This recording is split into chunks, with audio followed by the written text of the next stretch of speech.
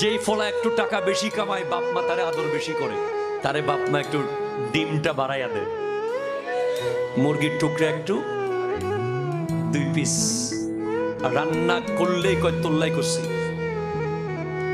কথা বলা ঠিক কিনা জোরে বলেন না?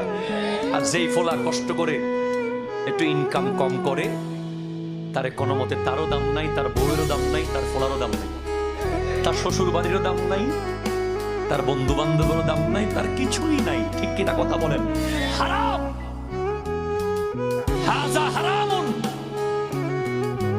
বাবা মায়ের জন্য প্রত্যেক সন্তান সমান। ঠিক কিনা কথা জোরে বলেন?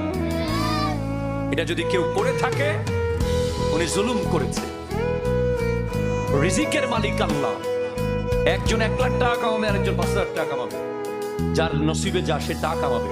কিন্তু বাপ মা যদি 1 লাখ টাকা যে কামাচ্ছে তারে স্পেশাল আয়োজন করে, আর 5,000 যে কামায় তারে পাত্তা না দেয়, ওই বাবা মা সন্তানের উপর জুলুম করেছে। ঠিক কিনা কথা জোরে বলেন?